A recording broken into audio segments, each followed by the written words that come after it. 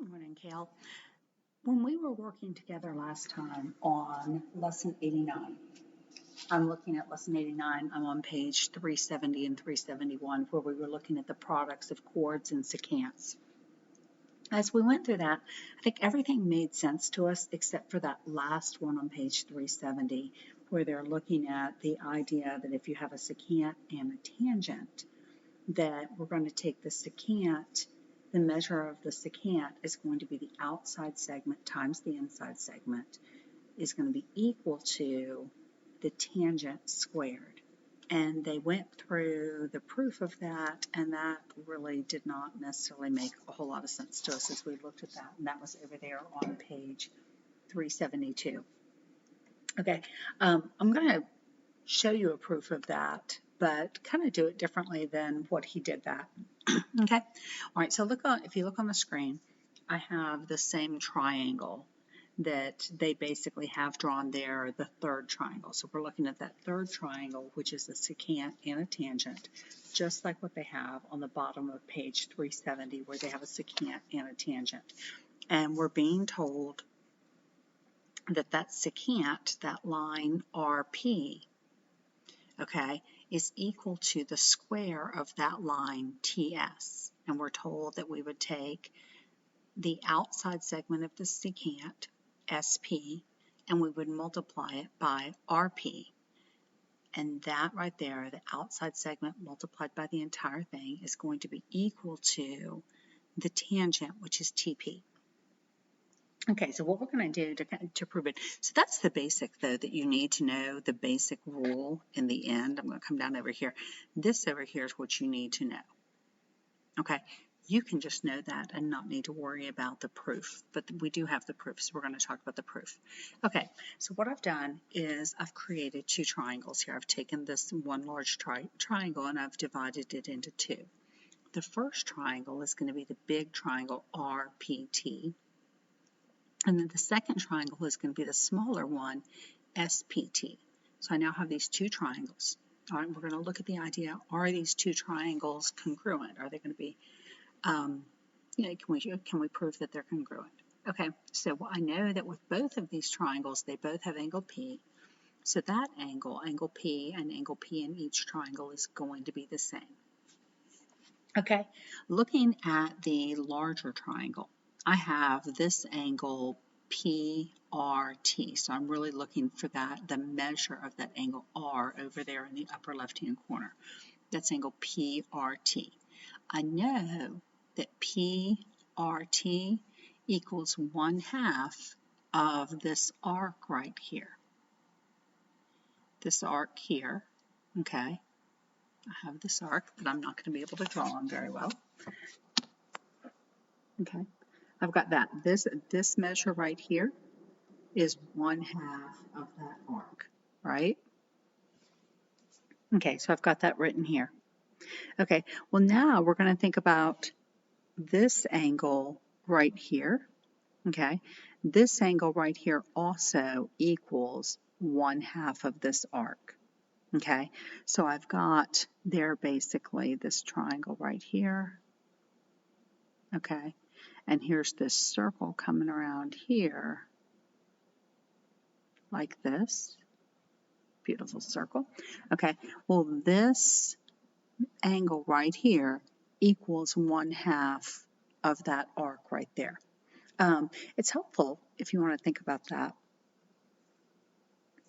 If we think, we know if we have a circle, wouldn't it be great if that made that nice and pretty for me? If we have a circle, okay, and I have a tangent, I know if I draw the diameter, okay, we know that this is a 90-degree angle, right? Okay, well think about the fact that this portion of this circle right here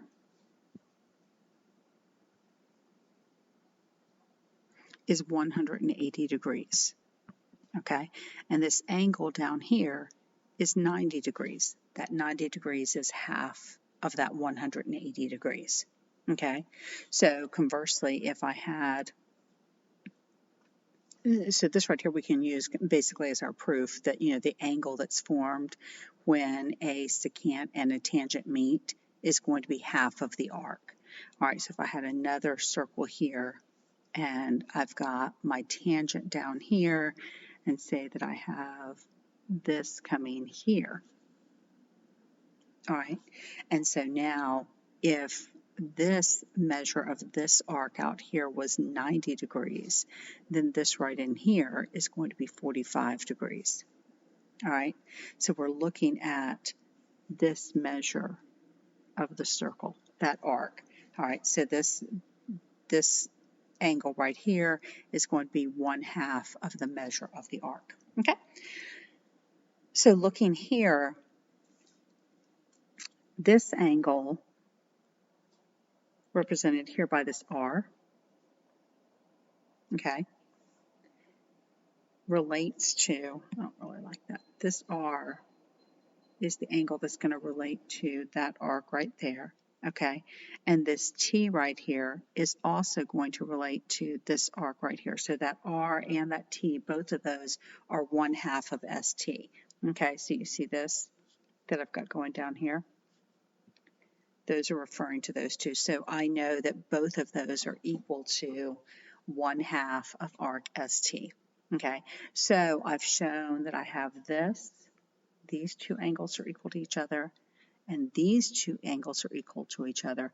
Therefore, based on angle, these two triangles are going to be congruent. Okay, so I've kind of pulled the two triangles out over here. Here's the first one, and I've shown you where my secant is. Okay, and then here's the second one as it is. All right, and what I did is I went ahead and marked angle P is the same on both of them.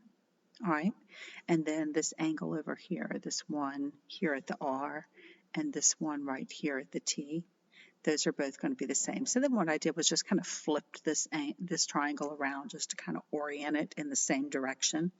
Okay, so you see my angles that are the same, the P and the T, and over here the P and the R. Okay, therefore I was able to kind of notice which lines matched up with each other. So up here, that top line, notice, is my secant. Over here, notice that that top line is my tangent. All right, so as I now have these two triangles oriented the same direction, I can create a a proportion, some ratios. Okay, so from my big triangle, I have RP, the secant, is congruent with TP, the tangent, in a smaller angle. Okay, now looking back at the larger triangle, I can see that that side TP is, similar to this side SP. Okay, so I can set those up as a ratio, and then I can cross multiply, and when I cross multiply, I get RP times SP equals TP squared. And just redrawing this down here for you, okay, notice that RP times SP, RP is the whole length of my secant, SP is the external portion. So when I multiply those two, that's going to be equal to the tangent square. So that's the proof for that. All right, so what was going on with this is basically on page 370, they've given you those formulas that you need to know. All right, so if I have those two chords, that idea that I'm going to add the measures of the two arcs and divide it by 2, and that will give me the measures of the two internal angles there. All right, so we see that, and we see next to it, if you've got a point outside where you have the two secants that have been drawn, okay, I'm going to take the larger arc minus the smaller arc and divide it by 2, and that gives me the measure of that external angle. All right, and then now the next diagrams down is this idea that when we have the chords intersecting inside the circle, the products of the chord segments are equal, so that 4 times 3 equals the 2 times 6. So we just have that rule, and they showed that to you. Okay, then the next rule down is when the secants intersect outside the circle, the product of the external segment and the whole segment is equal. So on that the left-hand triangle, the 3 times 8, okay, is going to be equal to the 2 times 12. All right, and then the last one is what we just showed you is when we have a secant and a tangent, okay, the product of the secant, we're going to do the outside portion times the entire line is going to be equal to the tangent squared. That's the main deal. That's what you're going to use are those ideas. But then what's happening on 371 is their proofs. And like I said, you and I walked through those proofs. They all made sense except for the last one. And so hopefully this explanation helps you a little bit with that. Okay? Have a good one.